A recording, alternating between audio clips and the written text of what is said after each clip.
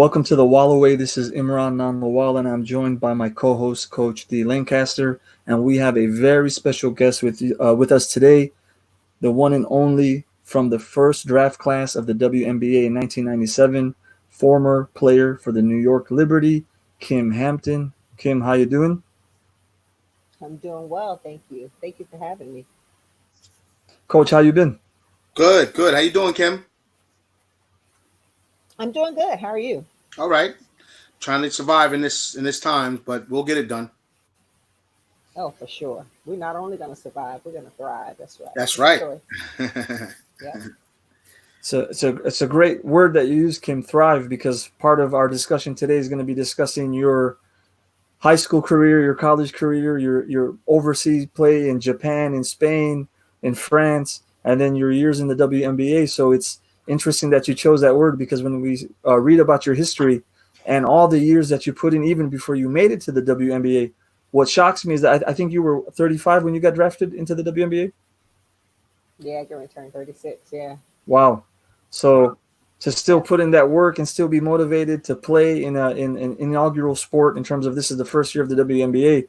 So I'm gonna let you answer these questions however you want, but your story is what's compelling to me. So what coming off the Bulls documentary and seeing what fueled Dennis Rodman and what fueled Steve Kerr and what fueled Michael Jordan and all these guys, what fueled you? What led to your success and to your hunger that led you to all these different countries? Well, when you think of athletes, everyone's style of play is completely different. I mean, we all have our strengths and our weaknesses and the things that make us special, especially if you're able to play on a professional level, because we know that less than 1% of the population will ever make it to play at that level. But I think it was probably me becoming a lifeguard during the summer for my summer job during my between my freshman and sophomore year. I got an opportunity to play in the park with the boys all summer long. I was playing 21, and the game of 21 again. I say that's a great game because you learn how to play defense, you learn how to play offense against two or three people. So you have to learn how to dribble, you have to learn how to shoot and get your shot off against so many people. But when I returned my sophomore year, I was starting varsity. I only dressed varsity my freshman year, but I was starting varsity. I was averaging like 15 and 10. And that was when I realized I am talented at this. I'm going to go to college at this. And so that at that point, I realized I want to be good at this. I want to leave a legacy. I want my name to be known. I want to do more than anyone that has been around, that came from this area. I started setting mental goals. I didn't know that I was setting goals at that time because, I mean, kids, how many kids now we talk about setting goals and things like that. But that was what inspired and motivated me. I just wanted to be good. I wanted to be recognized for what it was I was doing. What I mean, so you guys are part of the first draft class of the WNBA, so it's not like you had people to look up to. Like, for example, the guys who come into the NBA now, they have all the NBA players who have come. So while you were young and coming up, who were some of the guys or the people that you followed in the game of basketball that inspired you? Oh, I'm really aging myself. People like Moses Malone, but people that played my position. Like I liked, even like Charles. My number in the WNBA was 34. And I liked Keem Olajuwon. I mean, I was already playing then, but I mean, those are the players that inspired me. Charles Barkley because they were powerful, but they were scorers as well. So that was my game. I mean, I was a scorer, and I could get up and down the floor. So so those are some of the players, Moses Malone and those guys. Yeah. Kim, did you like Cheryl Miller? Oh yeah, and I played against her. I mean, I don't know if we played in the same conference and everything, Oh Arizona wow. State, USC. And so I saw her. Yeah, I saw her a lot. As a matter of fact, if you have you seen the documentary, The Women of Troy, you'll No, see I clips didn't. of me in there playing against them. Yeah, so you got to see that. Everyone that's watching, that's your homework assignment. Please look Okay. at the documentary, The Women of Troy, and that tells the story of Cheryl Miller and the women and the USC women and their team and the things that they went through, the struggles. And it's really a compelling story. And I think anyone that's in the business of basketball, especially girls and women's basketball, that is a must see. And I think it's great too for all of you coaches out there to make sure it could be. Uh, a way to engage your teammates, especially now with this COVID thing and everyone is quarantining. But to get on a Zoom call or something and everyone watch it and you guys watch it as a team and and then talk about it afterwards. But you'll definitely see me in that clip because I had my run-ins with them, and oh my gosh, Sharon Miller was just incredible. I mean, just incredible. She could dunk. I mean, just everything. Just yeah. Yeah. So you're speaking about now the women of basketball. What I find interesting is that I don't know who said this, but I remember years ago when they were talking about the fundamentals of the game, and I'm not trying to create any beef between the males and the females, but they were basically saying that if you want to learn the fundamentals of the game, it's better to watch the WNBA players than it is to watch the NBA players. So do you agree with that? And if you do, why is that the case? Well, I do, and I definitely agree with that because, and the only reason is because you take a kid, a boy, usually, um, once he's 13 or 14, or the moment he's able to dunk, that's when all of the fundamentals go out the window. Mm. The only fundamentals usually those kids are working with now is, you know, trying to get to the rim. I want to know how I can cross you over. Now is, behind the back, between the legs, spin, and dunk on you and things like that. Those are the only fundamentals they're not working on. Jump shots anymore. But the the male players like the Steve Kerrs, and like the shooters of the league, you have all of the people that might not be as athletic. They work on those skill set, the fundamental skill set, because they know that that's what's gonna. There's still a need. There's always a need for a shooter. There's always a need for a defender. There's always a need for a person that can run the offense.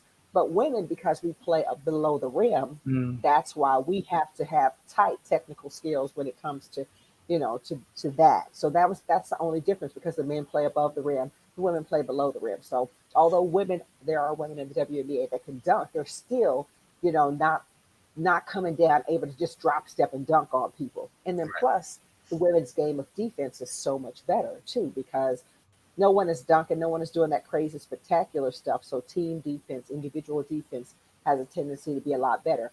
And then also you have the financial aspect of the game, the rules of the NBA and the WNBA, versus college, and things like that. No one wants to come to an NBA game and see the score 68 to 69. People want people to score a lot, so no hand checking, no there's a 3 second defensive rule, and things like that because they want people to get to the basket and get dunked on, they want people to get to so it's a lot going on with that. But yeah, women have to be more fundamentally sound because we play below the rim.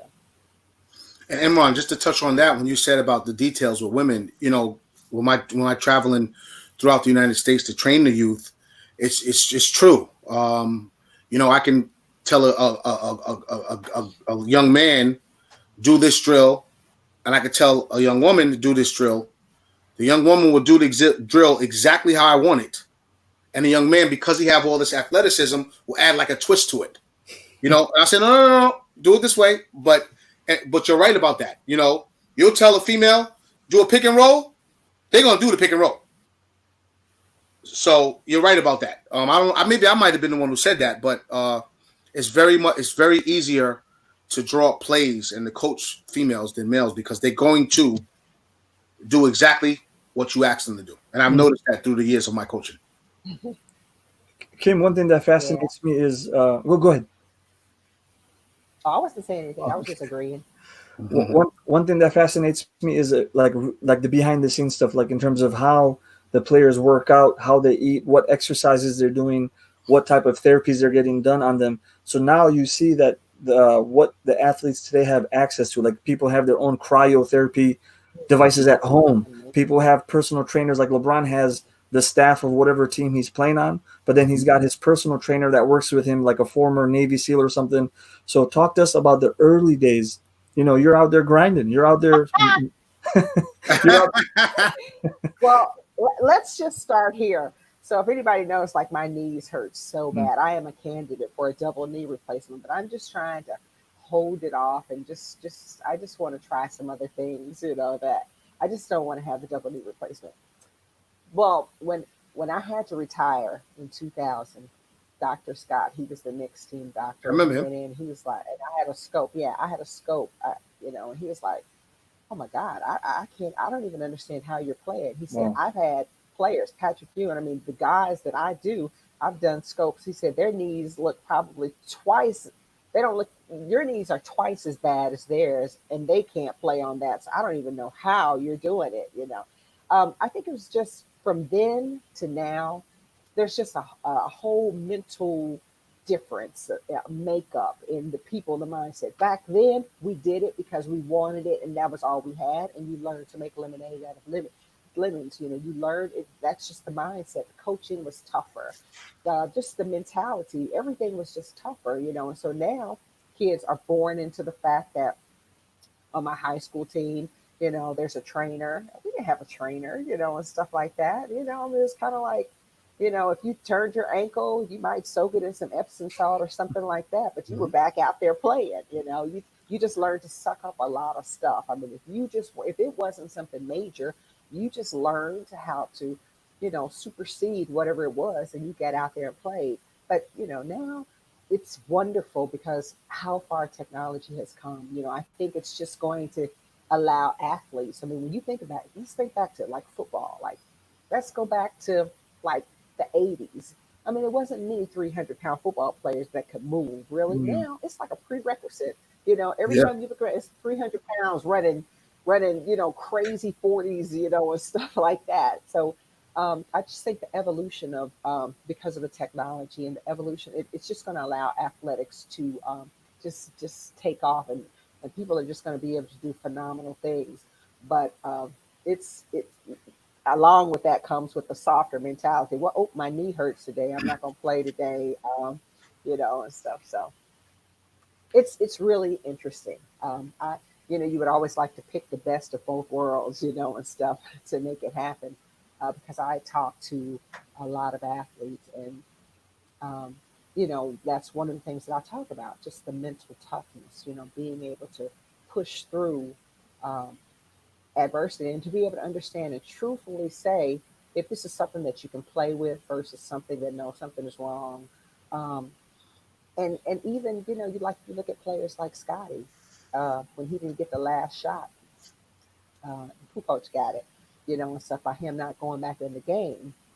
Uh, I think that's a reflection of then and now. Players, um, they're used to being coddled now, and coaches won't push certain players. If you have a great player on your team, well, kids move around. They'll go to a different high school if they can't do what they want to do, and or they'll definitely go to a different AAU team, or everyone's trying to play on the best AAU team. So I think a lot of what's going on now is because of that. Because kids weren't born into the I have to do this because this is my only option. It's kind of like, do you want to do this? Maybe. Yeah. Okay. I don't know. Yeah. I, I, I studied, I'm a millennial, so I studied a little bit about like millennial tendencies. And when you mentioned the high Hmm. school example, they move around. So one symptom or one example of what millennials, the way they view the world is like there's no brand loyalty, right?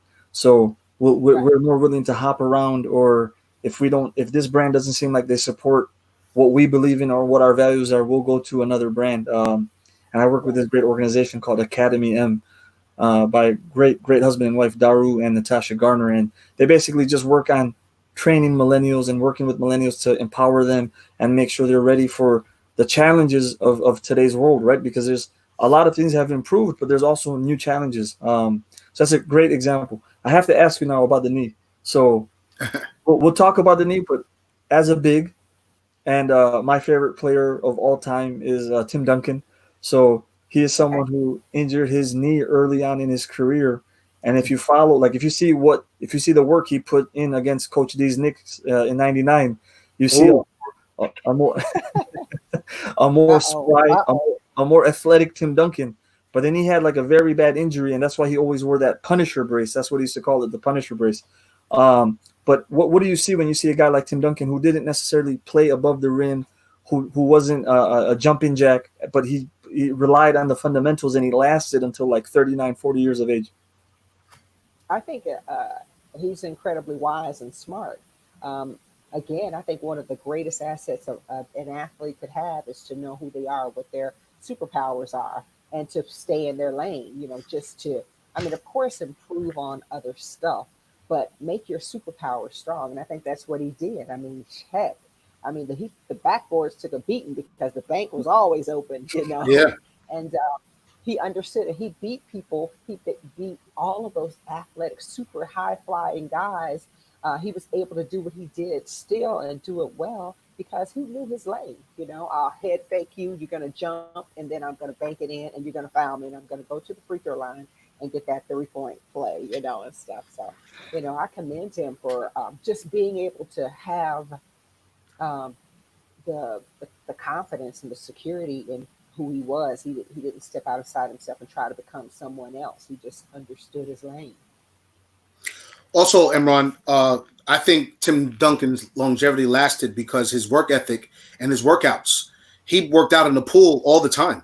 Right. He was a big Oh, swimmer, really? and yeah, he's a big Wow. swimmer. And when I do my workouts and I do my training, I always uh, try to do some pool workouts if we have a pool accessible to us. But definitely Tim Duncan lasted so long, I believe, is because of his water workouts. Yeah, he was a swimmer before he was a basketball player. So he picked up Absolutely. basketball. Oh, Yeah, I think I heard that too. yeah, Yeah. yeah. If you follow like me, I follow a lot of Spurs news. So there was. It seems like he would have made it to the Olympics in just swimming. He was like a 7 foot swimmer, right?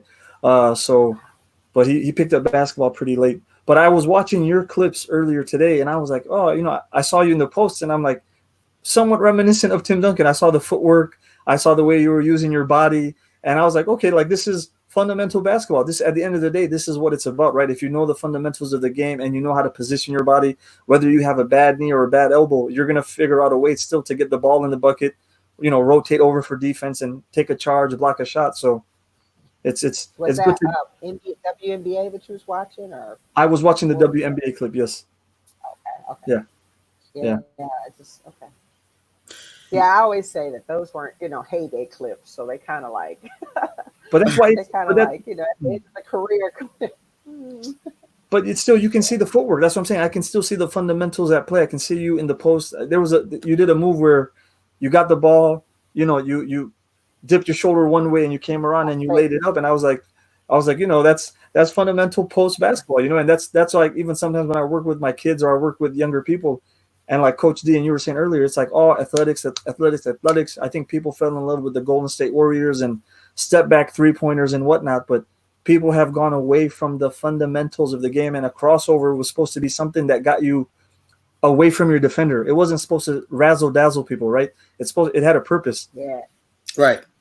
I can't believe you just said that. I always speak to coaches and I say, and I tell coaches, a lot of coaches you see and you watch the sidelines, you go and watch AAU ball and they'll have 100 courts up and you see games going on all over the place. And all these coaches will be yelling, do this, you got to do that. Well, what you have to understand is not every kid that's playing on your team came from a program that really taught them the basic fundamentals. Some kids are just Absolutely. getting by with what they have. So some kids don't know. I believe you have to teach a kid, why are you doing a crossover? Why do you cross over in front of you? You cross over in front of you because you want to change direction. The defense is forcing you to change direction. Now, if you have enough space, you can cross over in front. It has to be a low, quick, fast, quick crossover. But if they are up on you closer, then you would put the ball behind your back, or you might spin, or you might, just to give them the understanding of why you do. Why do we run a 2-3? Kids don't even know why we run a 2-3 versus a 3-2. They don't understand the difference between a zone press and a man press, full court. And so you have all of these coaches going crazy because they don't teach the kids the fundamentals of the game. And why? Because if you're playing this zone and I know what we're trying to protect, then it makes me a lot more, once someone goes through and I know this post player is getting ready to dive, now I can step up, and impede the path of where she wants to go and make her go behind me, and then I can be in a fronting position. So I think all of those things are super important, like explaining that. That's, yeah. How about even just the way you explained it, like reading that real time? So now you're anchoring the defense, like yourself, and you're seeing all this unravel. Talk to us about like the mind in terms of, do all players at the elite level have this ability to kind of read the situation as it's unraveling, or is this something that you find only particular players have? Everyone has the ability to do it, but some people have a natural knack to do it. So Hmm. defense, everyone can play defense, but some people just don't like playing defense. Some people thrive on playing defense. I thrived on playing defense, like I wouldn't go there and just let Lisa Leslie come in and just do what she wanted to do, so I thrived, and and our team, if you know anything about the New York Liberty, we thrived. I had Teresa Witherspoon as my point guard. I had Vicki Johnson, Sophia Witherspoon, and all of us came from programs where defense was key. And we were not going to let you just walk up in our house and just do whatever the hell you wanted to do. You're not going to just cut through So we had pride in our defense, but not every player does. And I think too that goes to your coaching. You know, demanding certain things from your players. Some teams are just definitely more like you look at a UConn. Most UConn holds teams to usually, you know, 50 and under usually. I'm just Wow. saying because the defense is so tight, but um, the possibilities there, but not everyone chooses to do it, So uh, there you We have got it. a comment that came in toward the end of her career. Europe player Kym Hampton was a beast, a force to be reckoned with. From Valentino Sonic the Hedgehog. Thank you, Valentino. Kim, what do you feel on from the time when you played in the WNBA to the WNBA now? How do you feel the WNBA evolved? What do you think about it now? Oh my gosh, I feel so proud when I watched it. I mean, when I watched those finals last year, oh my God, those women, they made me proud. I mean, all of the teams too. I'm talking, the Mystics, Connecticut, the Aces. Like when I watched the Liberty, even at, like I feel so proud of the women of the WNBA. I feel so proud of the WNBA from where I'm grateful for the fact that it's lasted, and Hmm. I just feel proud of just the evolution of the game. These athletes are beasts. They're smart. I mean, it is just so amazing to watch. And I'm, hopefully they'll get to play. So all of you guys out there listening, just stay tuned, to watch the WNBA. If you haven't had a chance to go out and see it, I mean, TV is cool, but you will never ever get the true feel of a WNBA game until you sit your butt in that seat. So I'm challenging everyone that might be listening to take someone to a WNBA game and just really see it because it is amazing basketball. I mean, these women they're amazing. Yeah. So I want to transition a little bit and talk about now you post life WNBA. So you played in high school in Kentucky, right? Mm-hmm. Arizona for college. You traveled to multiple State. different countries. Wait. Arizona State. Arizona Don't State. make that mistake. No, I'm not talking about the university. You I mean, said just Arizona. No, when you say Arizona, see, we just assume Arizona, so don't make that mistake. I apologize. I I'm apologize. just messing with I'm just messing with you, I know. man. You traveled the world, right? You played, and again, the thing that I guess Or inspires several. me, the thing that inspires me and motivates me as just in the position in life where I'm at is you got drafted into the WNBA when you're almost 36 years old, right? And as we Mhm. discussed, you didn't have the training facilities that they have today. You didn't have the trainers, the nutritional programs, the massage therapists following you around. So the body's hurting, the mind is hurting. You're away from home, you're away from your comfort, but you're still finding ways to put in the work, get stuff done, and carve a name for yourself. So, what advice do you have to the young people watching today, irrespective of if they play basketball or not, whether they're aspiring entrepreneurs, aspiring computer programmers, whatever it may be? What advice do you have to the new generation, and what is affordable and accessible to them? I just think more than anything, we are equipped with everything we need in life. If you notice, once we're born, this right here, from head to toe, is all we have. This right here will determine, how much money we make in life, how healthy we're going to be, how, it'll determine everything because we're going to be making choices and decisions. And yes, everyone has had bad things happen to them. Everyone has bad things happen, but it's our perception of what happens to us and it's the choices we make. If I'm going to study for this test or if I'm going to really reach out and try to get help because I don't do well in math, or if I'm gonna go and run, if I'm gonna in this quarantine, am I gonna just sit on the couch and not and be upset because I can't go to work and I don't have a job? So now I'm gonna gain 20 pounds, 25 pounds coming out of this. or if I'm an athlete, am I going to go run every day, even if I just have to run around my backyard, or am I going to work on ball handling skills, or am I going to watch games just to see, or lay in my bed and shoot air jump shots, feel the ball being passed to me, shooting the shot, feeling the hands of the defender hitting me, but I still got the shot off and then seeing it go through the nets, hearing it go through the nets. Like everything is a choice. So understand we are all in our situations in our lives because of the choices that we make. Granted, people get injured, traumatic things happen to people, but it's what you decide to do from that moment. If the coach doesn't play you, what are you going to do? You're going to be mad, talk smack to somebody else who isn't playing, and be mad and dislike the coach and be jealous of the players? Or are you going to go and talk to the coach? I want to play more. What do you think I need to do? Can you please work out with me a little bit more so that I can get some extra shots in, and stuff? I think it's about being proactive and just understanding that you only have control over this. You can't control anything else, anyone else, what they think, what they do, what they say, but you can control how you react to things and then how proactive you're going to be to utilize your best options. So I would just say you got to decide. You got to decide what it is that you want, what it is that you want to do. And you have to decide, regardless, this is what I want and I'm going to have to work for it. Is it going to be pretty? No, because success and being a GOAT, a lot of people, everybody says they want to be good and want to be successful. But when you have to throw on that hard hat and them overalls and them work boots, people be like, Yeah. yeah, well, maybe not so much. Yeah. Coach, I'm gonna let you ask some questions. I've been hogging the time. Like I remember what Mike said in the last dance, which is so true. And Kym, I want to get your feedback on this. Mike said a lot of times back in the days, players were getting paid off of potential, and he was right. Mm. You're a big college recruit, you're a big high school recruit, and they were getting big contracts just because of potential. Do you feel like that's the same thing that's going on in the WNBA as far as, or they getting their contracts for what they're worth?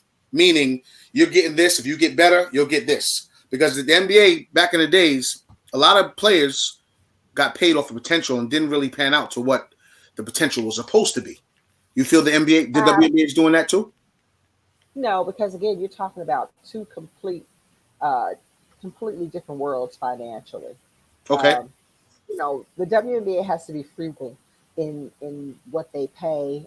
Only one, maybe two players on a team can get max, and things like that. So the WNBA is a lot more frugal, and the players, because everyone gets drafted, but if you look at the history of players that actually get drafted and those that actually make teams, that's a different story. And it's a it's a learning curve there. Like Mm-hmm. when players come in and they're being superstars on a collegiate team, and Mm-hmm. then you come into the WNBA, it's kind of like, whoa, oh shit, what? Right. Every day, I mean, even in practice, it's kind of like a wake up call. So um, I don't think so. I think it's a completely different beast. It's a different animal. It doesn't happen so much. If you're making top dollar, like we were fortunate enough, yay, to get the number one draft pick, so Sabrina, I'm sure she will. I don't know. I don't look at the numbers, and things like that. But I'm sure if she might be able to. But no, I take that back. Excuse me.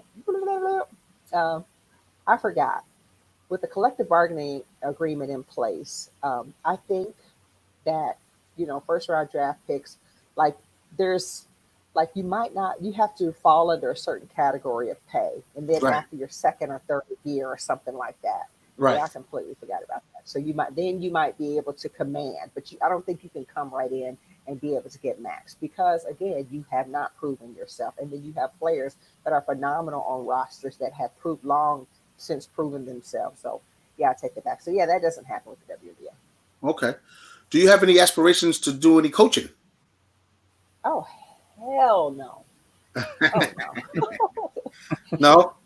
All you coaches, I take my hat off to you. Yeah, you guys are. But you know what coaching in the sense of being out there, the X's and O's and standing out, in games, situations, stuff like no. But you know what I realized? I realize I'm good when it comes to being able to kind of figure people out and understand why they're possibly underperforming. Okay. I'm able to sit with coaches, and it's always sometimes there's always a disconnect sometimes between some coaches and some players, and there's always a disconnect, and I'm able to talk to the players and kind of help the players understand, wait a minute, okay, you're feeling this way, okay, then what can you do? So I break it all the way back down to the number one issue is you're upset because you're not playing, but again, the honesty, the truth and the honesty of that is you're not doing everything that you can, and everything means from communication to your Hmm. work ethic Hmm. to to everything. And then I do the same thing with the coaches. I talk to coaches. You have your vision and it's like this.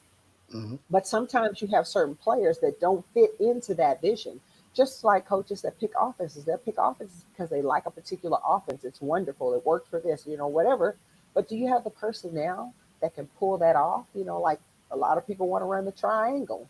But if you don't have triangle minded people, you know, Work. Right. it not so much, and so you Right. have to be willing to be lenient and willing to change and to move because nothing is clear in black and white. And then you have 12 to 15 people on your team and everyone comes from a different area. So that's what I'm good at. Like I'm good at just say, hey, let's just work on this. This is all you got. Let's work on this. As a coach, what else can you do to make this player? Because I always tell coaches, if your livelihood depends on what these kids do, their performance level, it behooves you to learn how you can roll back and look at yourself and see how you can get better or maybe even change and become more lenient. Not lenient necessarily letting kids do what they want to do, but lenient in your own thought process of how things work or how things should be. Getting to know your players a lot better, and things like that beyond just coach, player, school.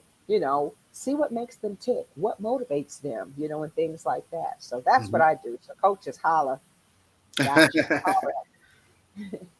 So go ahead, coach. What's your take on now that the G League is, I guess, giving guys more money? And myself and Imran kind of touched on this 2 weeks ago. What's your take on these young men bypassing college to go to the G League? Well, this is what I say. Um, you have so many factors into the lifespan of an athlete. An athlete can come back and say, I want to at least, I think I could probably get drafted in a better position if I play one more year of collegiate Right. ball. And then what happens if you get injured? Um, so many things can go on. Um, and people don't understand. A lot of these kids come from at risk areas, impoverished areas, and that might be their one and only opportunity to make that amount of money. Yeah. So I just feel that if you open those doors up, you got to have the guidance that goes along with that. Let's set up the possibility that they might do some online courses, to still take some classes. And, like you look at the NCAA, and things like that. I feel like this. If you're going to, um, then teach classes to those players. If you're going to like Kentucky, if you're going to open it up and you know that you're promoting one and done because you're able to, to command to, you're able to get the players, recruit the players, the top players, in the nation and things like that, then teach classes, that might be beneficial that if they go off now and become multimillionaires, then push them in those areas. And I feel like this too. If you don't want kids, like they talk about paying kids, and things like that. I say, well, instead of paying them and figuring out how to pay them, then allow kids to come back and get their degrees and maybe even their master's degrees, No. instead of paying them because that master's degree is going to be far more valuable from life after basketball. Let's say if you didn't make it, if you only play 1 or 2 or 3 years in the league, but I can still go back and I can get my master's degree. Yeah, that's good. I think those things like that because that's just sitting in a class. I think those things are far more valuable than trying to figure out who we pay. So Okay. I don't know. Did I answer your question? Yes. Yes. You did by saying some of these kids are bypassing college because they have no choice. Right. So Okay. like when I spoke to Imran about it, I was saying maybe in the contracts. And remember, Imran, I said if they could put a clause or something in the contract. I don't know if that's legal, where they have to finish school during the Yeah. duration of the contract. I don't know if they can do that, but I still would want that educational piece in, because, like you said, injury, and then what? You always have to have a plan B. And it's not Somebody even told you, Lady injury. Legend, girl. Hey, it's not even injury. It's about just being able to be on that roster. I mean, people don't understand how hard it is, and then what about playing? Because if Hmm. you look at most NBA teams, or they're playing like 8 players, nine, the max, and then when it gets to the playoffs, some coaches only want to play 7 people. So Yep. you might be on a roster, but is that the way you want to live your life? Just on a roster. I'm just a practice player, pretty much. And so if you're not getting off the bench, then you have to look at the fact that your career, your pro career, might not be that long.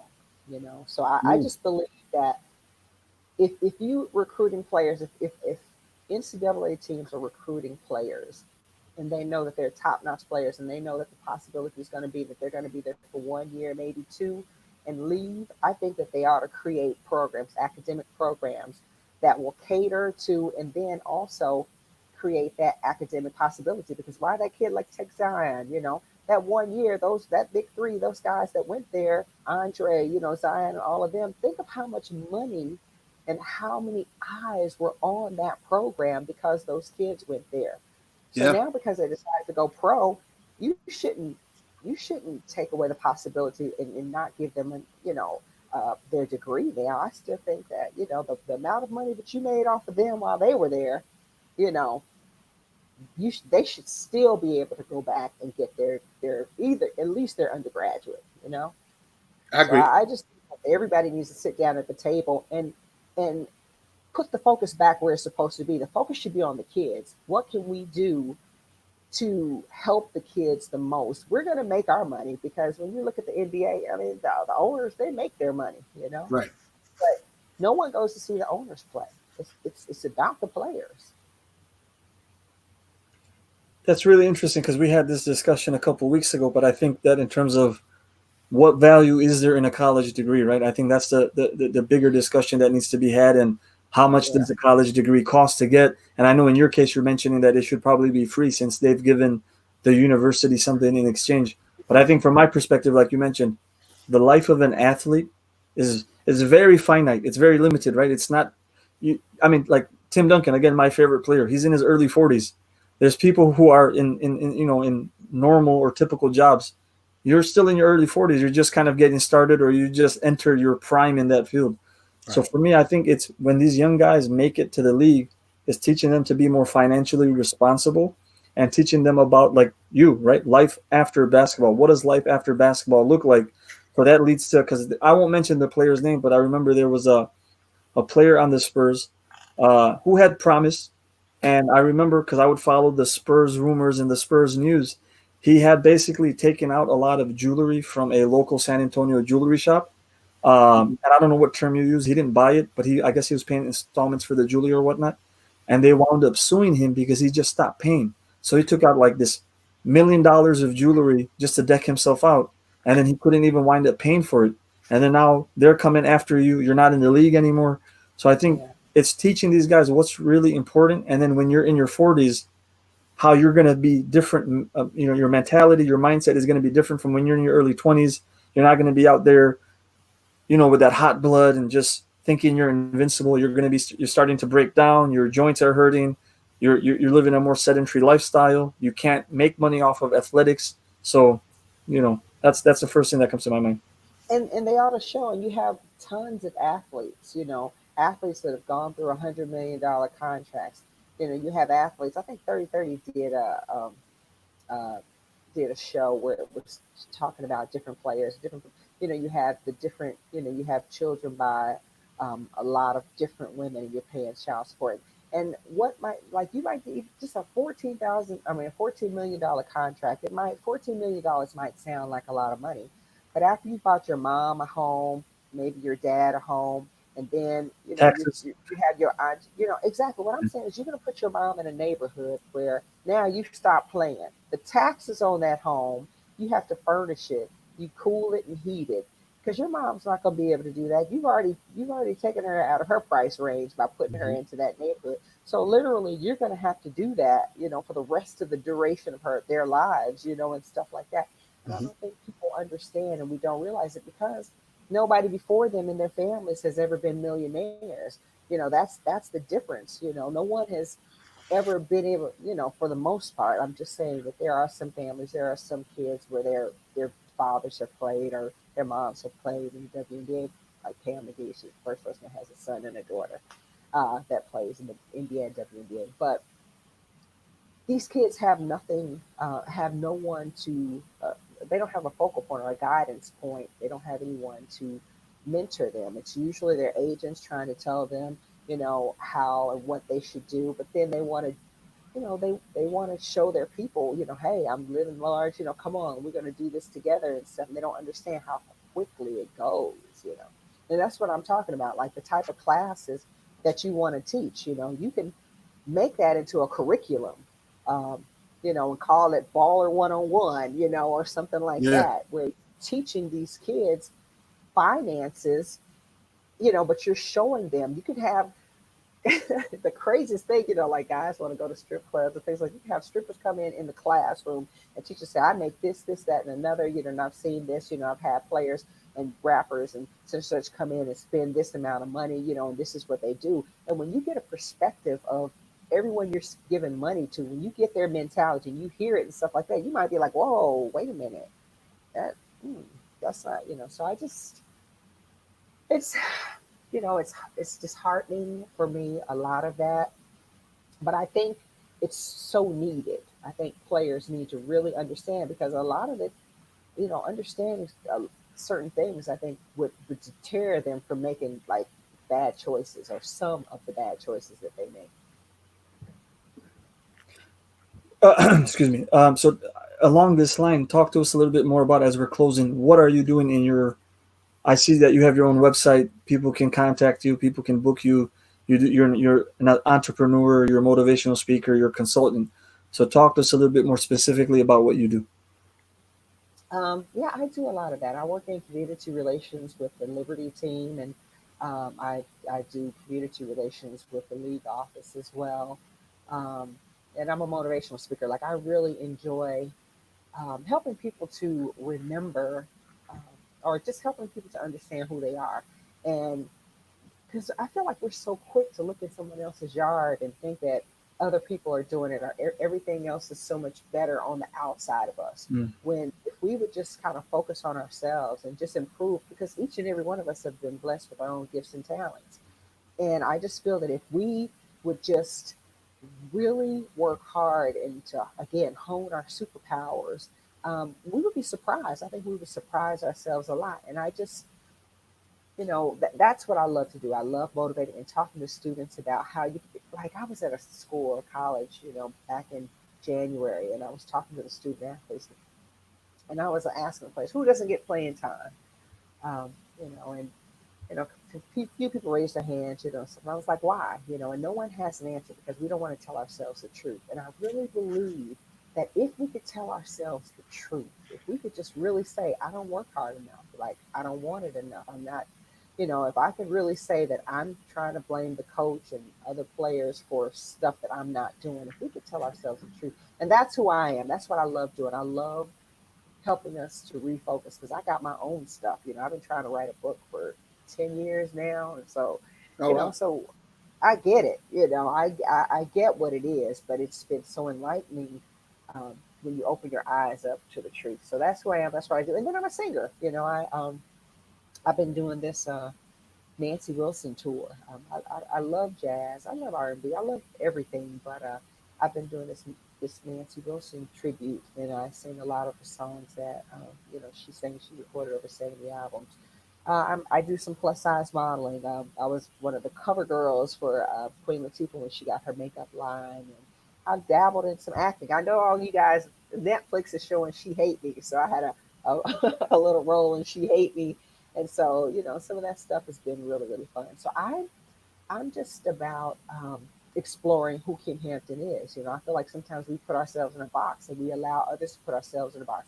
And we allow our accolades and the things that we've done to put us in a box. And that's all, and we feel like that's all we can do. And I think that's one of the toughest things about transitioning out of what we do. Like, like why it's so hard for us former athletes to transition into life after basketball, because that's who we associate and what we associate ourselves with. Oh, an athlete. But when you're no longer that, when you kind of look like me, your knees are hurting and you're no longer that, then who are you? You have to kind of recreate yourself. So I'm just kind of allowing things to kind of unfold and just trying to see who Kym is really, but just dabbling in all of those things as well, just enjoying them. Coach, I'm gonna let you ask the final question. You're gonna let me ask the final question. Okay, so with your motivational speaking, do you have aspirations to do that, like with colleges, females, males around the country, places you've been, or are you zeroing in on what particular people that you want to motivational speak to? Well, for me, I want to continue to grow that because I believe everyone, and especially during this pandemic, I believe that everyone needs to be, and I say reminded because we knew at one time who we were. We just allowed the people around us and we allowed so many things to kind of knock us off the mark and take us away from our Okay. greatness and understanding who we are. But I really love speaking to student athletes.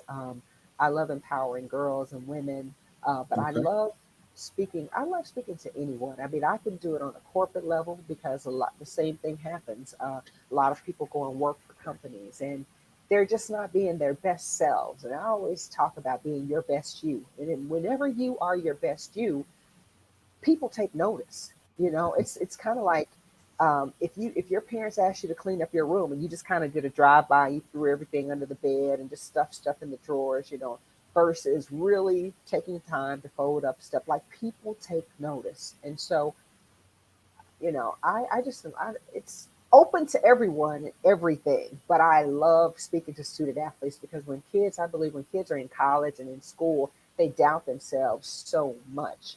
And so just helping those student athletes to realize you're okay.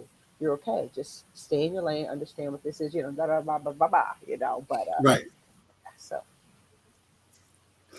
Kym, thank you so much for joining us. I was honestly like very enthralled by the interview, and as someone who loves basketball, I just loved hearing your insight in terms of the way you play, the way you look at the game in terms of the fundamentals, defense, and whatnot. And I really enjoyed just chopping it up in that regard with you. And your website is kymhampton.com. So if people want to check yes. out your work, and okay, so folks, kymhampton.com. That's KYMH. Go ahead.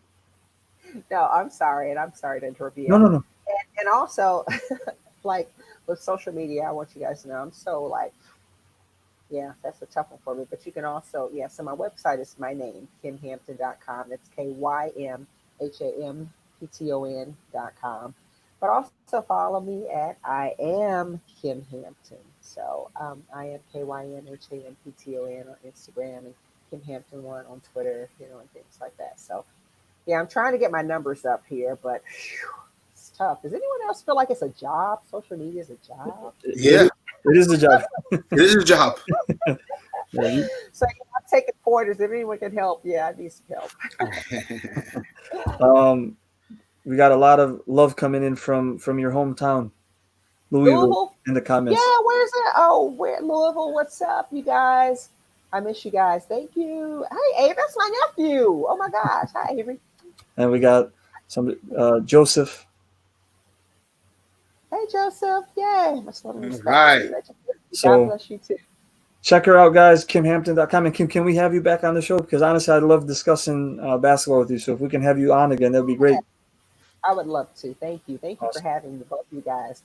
Coach Well, G. That's my Yeah, boy. Kym, you know how we do. Yeah, I know how we do. All right, you guys. All sorry for right, you that. guys. Thank you. I wish you all the best. And everyone out there, thank you for logging in and tuning in. Keep following these guys. They have some great and important information for you. But everyone stay safe, and I wish you all the best. Happy Memorial Day weekend. You too, Kym. We'll talk soon. All Have a right. good one, everybody. All right. Thanks for tuning in.